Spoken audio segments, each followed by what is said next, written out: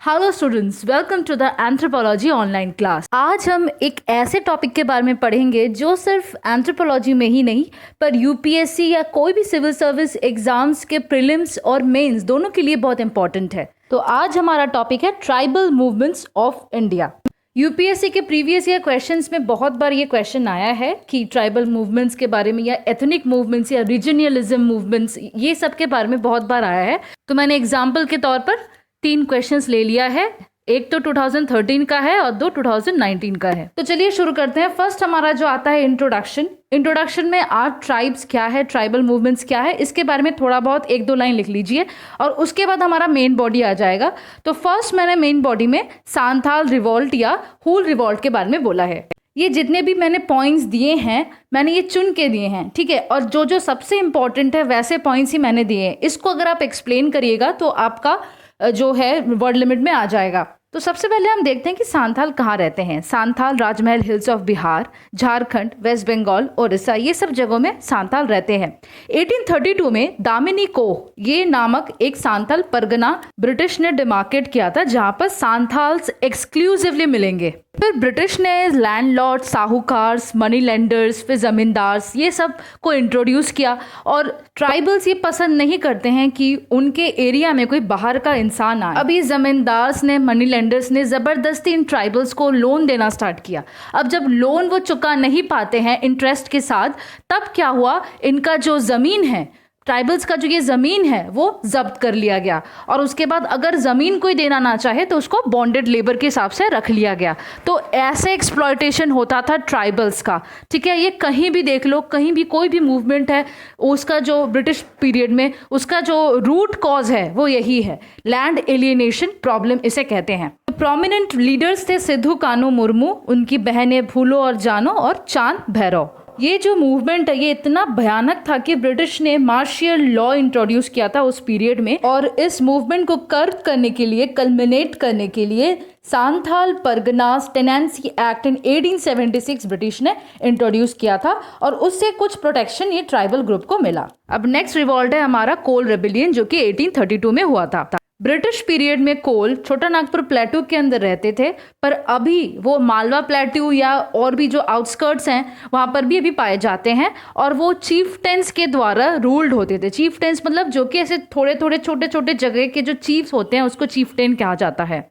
इसके लीडर हैं भादु भगत। और एक चीज़ ध्यान रखिए कि कोल रेबिलियन सांथाल रेबिलियन के पहले हुआ था और 1832 में सांथाल में आपने देखा है कि दामिनी को जगह फॉर्म हो गया है और कोल रेबिलियन उसके बाद हुआ है।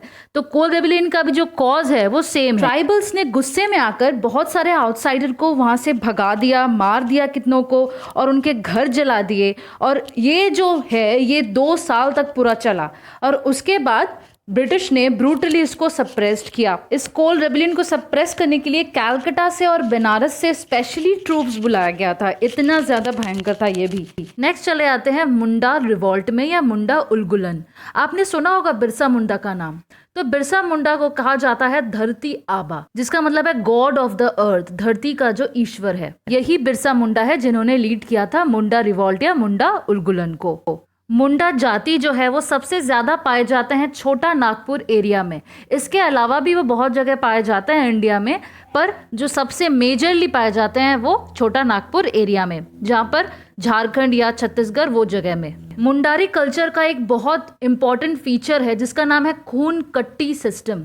खून कट्टी सिस्टम एक ऐसा सिस्टम है जिसको कहा जाता है joint land holding system among the Mundas. मतलब कि जो फॉरेस्ट को हटाकर कल्टीवेबल लैंड बनाएगा, जो फैमिली या जो इंसान बनाएगा उसके फैमिली को ओनरशिप मिलेगा उसी लैंड का। इसको कहते हैं जॉइंट लैंड होल्डिंग सिस्टम।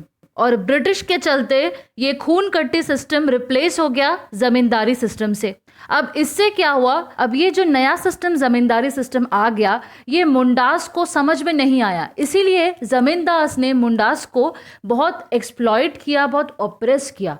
जब ट्राइबल्स को गुस्सा आया उन्होंने क्या किया, पुलिस स्टेशन जला दिया, लैंडलॉर्ड्स के हाउसेस जला दिए, चर्चेस जला दिए, ब्रिटिश के सारे जो प्रॉपर्टी थे सब कुछ जला दिया। और 1900 में बिरसा मुंडा पकड़े गए और जेल में कॉलेरा के कारण उनकी मृत्यु हो गई। और जस्ट 25 एज में ही वो चल बसे। इसके बाद जो आता है कॉन्ड अपराइजिंग और उसके बाद आता है विल्स एंड कोलीज अपराइजिंग।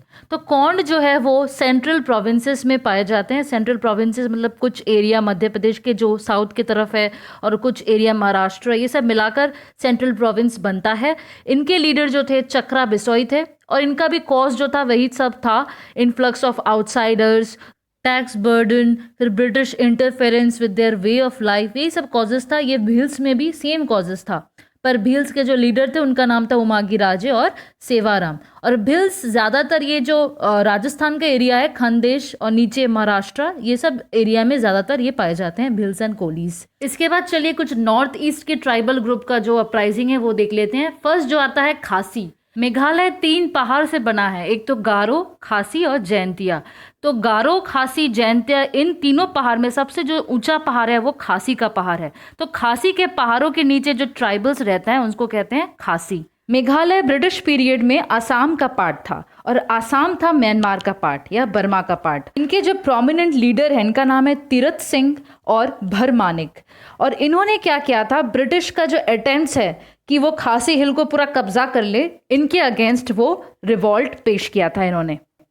जब फर्स्ट एंग्लो बर्मीज वॉर हुआ 1924 और 26 के बीच, बर्मीज एक्चुअली में हार गए और ट्रीटी ऑफ यंदाबू जो कि 1926 का ट्रीटी है वो साइन हुआ बिटवीन ब्रिटिश एंड बर्मीज। इस ट्रीटी के अनुसार जो आसाम और मणिपुर का जो पार्ट है जो बर्मा के पास था वो ब्रिटिश ने ले लिया। आसाम जैसे कि आपको पता ही है टी प्लांटेशन के लिए बहुत रिच है, इसीलिए ब्रिटिश ने क्या किया, यहाँ पर बॉन्डेड लेबर लेकर आ गए। जो आसामीज जो ट्राइबल्स ग्रुप थे उनको बॉन्डेड लेबर के हिसाब से यहाँ पर काम कराने लगे टी प्लांटेशन में। और आसाम ट्राइबल्स का जो खुद का ज़मीन था या फॉरेस्ट लैंड था, सबको हटाकर, फॉरेस्ट को हटाकर उन्होंने क्या किया, टी प्लांटेशन हर जगह फैला दिया।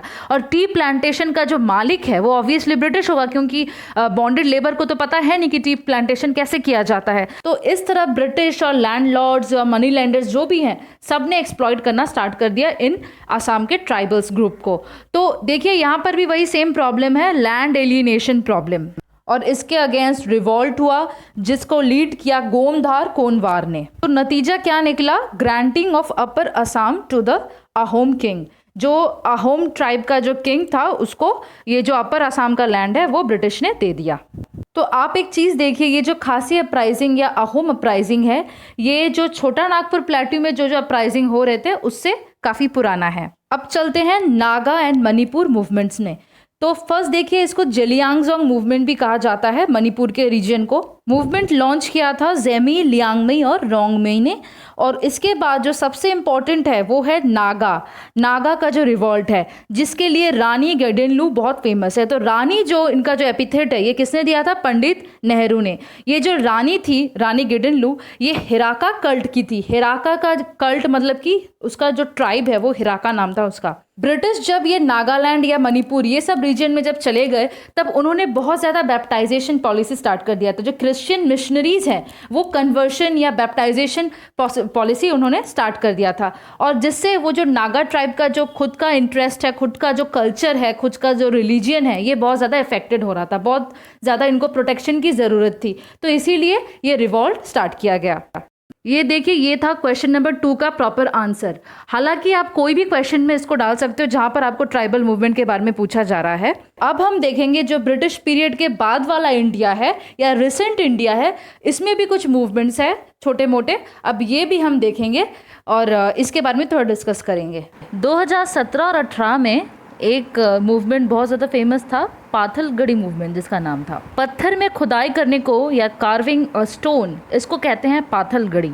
ये एक एंशियंट ट्रेडिशन है झारखंड का, जहाँ पर आदिवासी किसी का जब बर्थ होता है या किसी का डेथ हो जाता है तो उनका जो नाम होता है वो इरेक्ट करके रखते हैं स्टोन में। तो पाथलगढ़ी जो है वो अपने आप को सतीपति कल्ट ऑफ गुजरात उसके फॉलोअर्स मानते हैं। सती का मतलब होता है मदर और पति का मतलब होता है फादर। सतीपति कल्ट के जो फॉलोअर्स हैं वो ये मानते हैं कि फॉरेस्ट, रिवर, लैंड, ये सब के ऊपर इनका पूरा राइट है।